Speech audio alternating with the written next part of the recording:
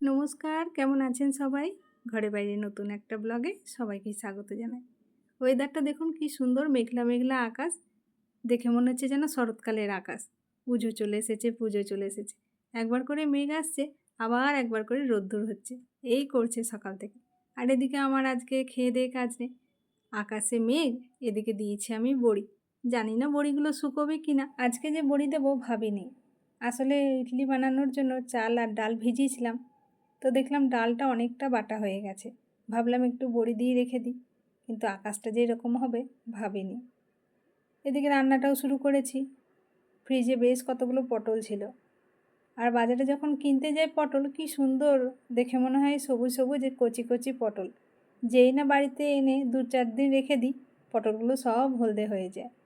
তো সেই সব পটল আজকে কেটে ফেলেছি। একটুখানি কালো জিরে, কাঁচা লঙ্কা ফোড়ন দিয়ে ভালো করে পটলগুলো ভেজে নিলাম। তারপরে সরষে আর পোস্ত দিয়ে নামিয়ে নিলাম। গরম ভাতের সাথে খেতে কিন্তু বেশ ভালো লাগে।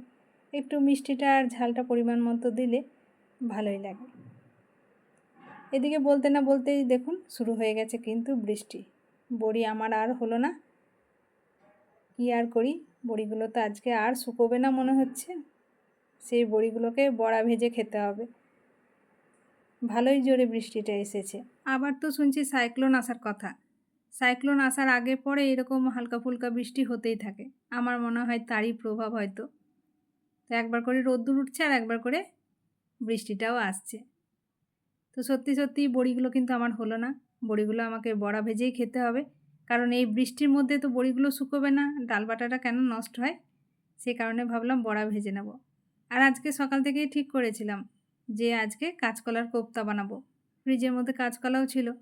মেয়ে তো আমার কাঁচকলার তরকারি এমনিই শুধু শুধু খায় না, কোপ্তা বানিয়ে দিলে খায়। তো সেই কোপ্তাই এখন বানিয়ে নিয়েছি। আর কাঁচকলার খোসাটাও আছে সেদ্ধ, সেটাকেও বেটে ফ্রাই করে নেব। আজকে এই করতে করতে অনেকগুলো রান্না হয়ে গেল। আর আজকে অনেক সকাল সকাল উঠেছি, সেই কারণে মনে হচ্ছে রান্নাটা করে নিয়ে আজকে সেরকম তো দেরি হয়নি। ঘড়িতে এখন হয়ে গেছে কিন্তু প্রায় 9টা।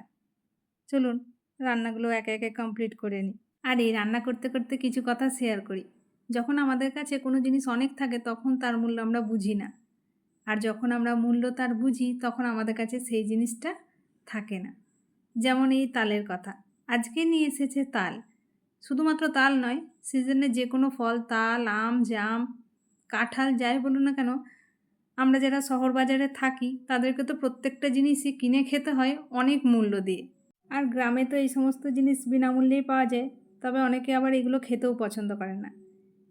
আমি যখন ফোন করে বলি আমাদের এখানে এই জিনিসটার এত দাম, তখন সবাই অবাক হয় যে সত্যিই এত দাম, এখান থেকে নিয়ে গিয়ে ওখানে বিক্রি করব, তাহলে তো আমরা রাজা হয়ে যাব। আর সত্যি প্রচুর দাম দিয়ে খেতে হয়, কিন্তু টেস্ট আমাদের সেই দেশের টেস্টের মতো নেই। কিন্তু সিজনের ফল খেতেই হয়।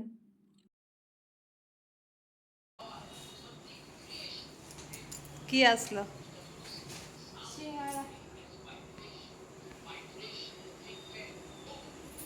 মুড়ি মাখবো তো, সিঙ্গাড়া মুড়ি।